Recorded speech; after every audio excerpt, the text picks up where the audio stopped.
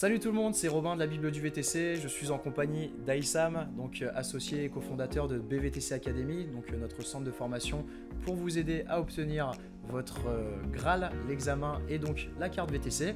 Aujourd'hui, on voulait vous faire une vidéo parce que Aïssam m'a dit que c'était une question qui était posée par un bon nombre d'étudiants concernant la mise en place du tarif pour votre clientèle privée. Donc avant de commencer, n'hésitez pas, si ce n'est pas déjà fait, à vous abonner à la chaîne de la Bible du VTC, à cliquer sur la cloche pour recevoir les notifications et on va voir ça tout de suite.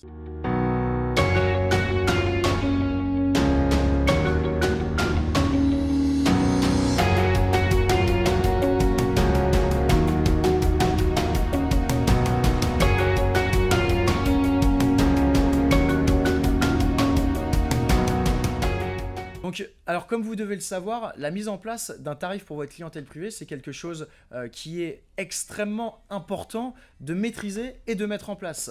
Pourquoi? Déjà dans un premier temps parce que vous devez systématiquement être dans cette quête d'émancipation des applications. Travailler sur les applications dans un premier temps quand vous allez avoir votre examen et que vous aurez créé votre société, c'est une bonne chose.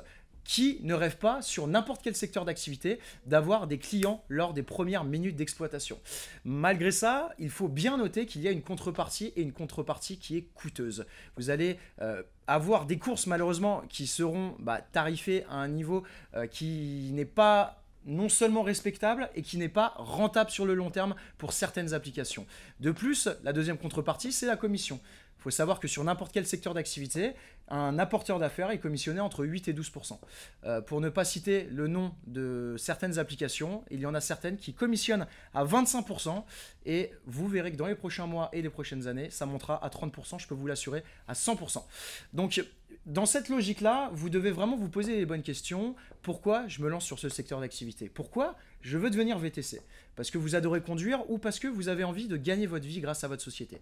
Je pense que pour la plupart d'entre vous, vous aimez, oui, conduire, mais vous avez envie de devenir indépendant financièrement grâce à votre structure. Pour ce faire, vous devez avoir l'état d'esprit et le mindset de vous émanciper au moins partiellement des applications après quelques mois d'exploitation de votre véhicule. De la sorte, vous verrez que votre clientèle vous apportera plus d'argent et sera tout simplement votre clientèle à vous, ce qui est valorisable en cas de revente de société, parce que là, on parle d'un fonds de commerce et non de simples véhicules que vous revendez, puisque les clients des applications ne sont pas vos clients, vous êtes simplement un simple intermédiaire.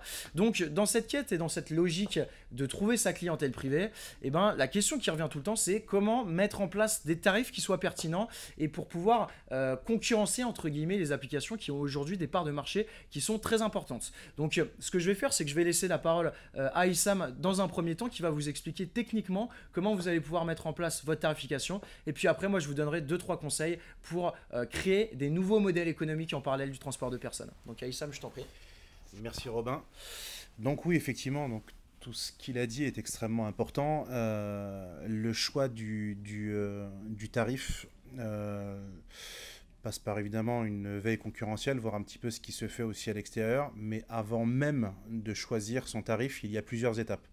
C'est quelque chose que j'aborde en cours, c'est d'ailleurs ma matière préférée. C'est au niveau de la gestion d'entreprise, c'est le calcul de ce qu'on appelle le coût de revient kilométrique, le CRK. Et ce coût de revient kilométrique va prendre l'ensemble de vos charges, donc vos charges de société hors taxe, divisé par le nombre de kilomètres que vous comptez parcourir dans l'année. Donc il y a un travail à faire sur un prévisionnel de kilomètres que l'on va faire à l'année pour essayer de déterminer justement ce coût de revient kilométrique. Sachez que plus ce coût de revient kilométrique est précis, mieux ça se ressentira sur votre chiffre d'affaires. Une fois ce coût de revient kilométrique établi, on rajoute une marge. Sachez que pour être dans les clous, si je puis dire, il faut être à 30-35% de marge.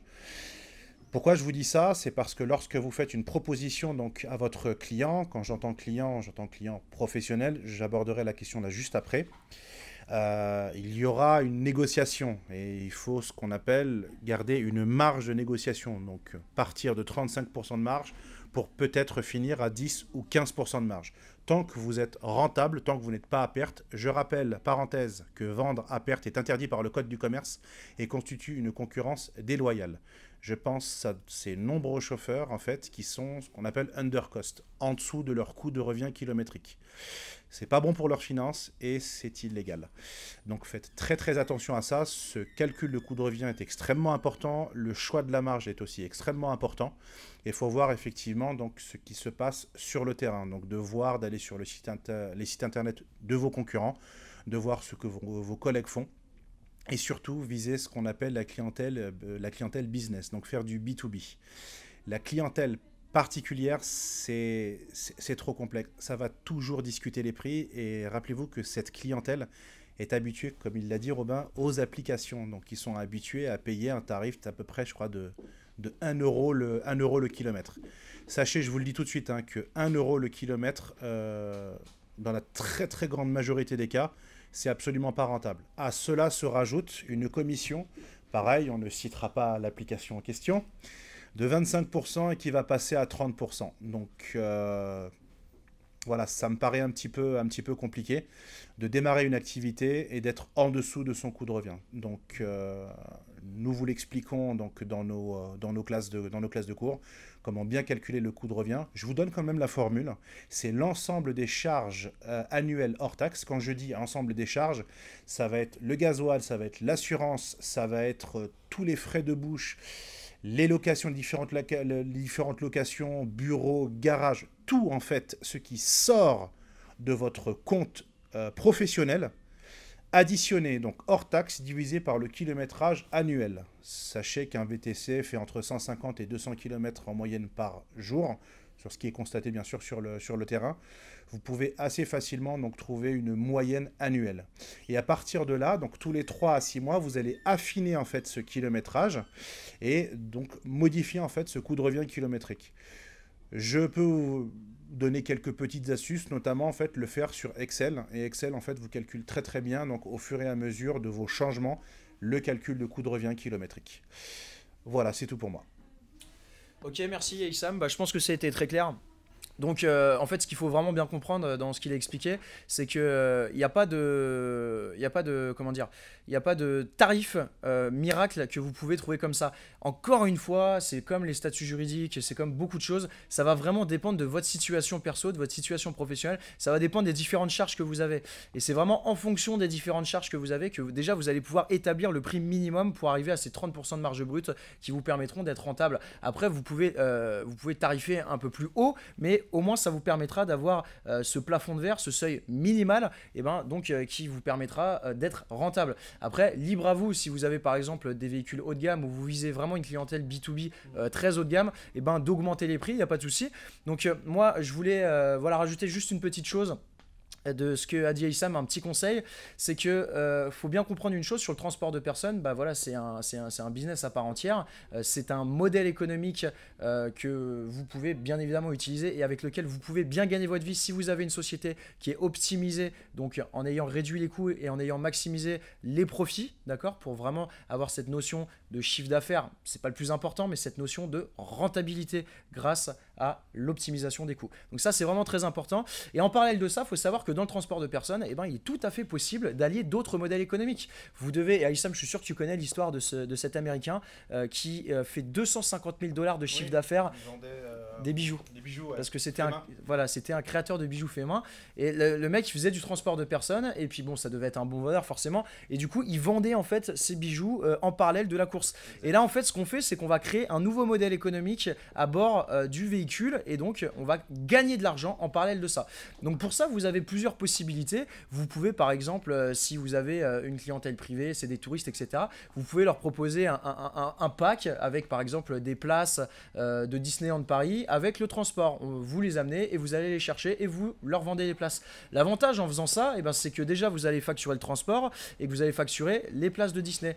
Et en fait, la différence entre facturer juste ces deux éléments, c'est que là, ce qui se passe, c'est que vous avez créé une offre. Et le fait de créer une offre, en créant une offre, on peut juste foutre de la marge au milieu et la personne, ça va passer, elle va apprécier ça. Et même si c'est une marge qui est énorme, même si c'est du 100% ou du 200%, le fait que ce soit une offre, ça peut passer. Voilà, c'est comme si par exemple, je vous disais, je vais vous vendre une tasse à je sais pas, 10 euros. Si le concurrent la vend à 19,99, tout le monde ira chez le deuxième concurrent à 19,99, c'est logique.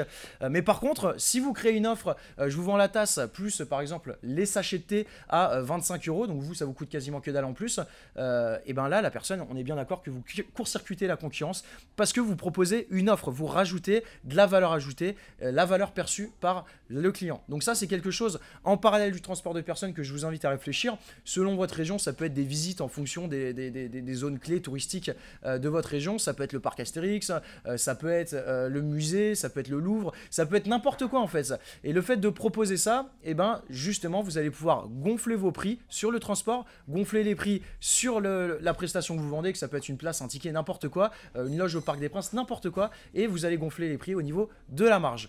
Donc j'espère que cette vidéo a été assez claire. Merci pour ton intervention, Aïssam.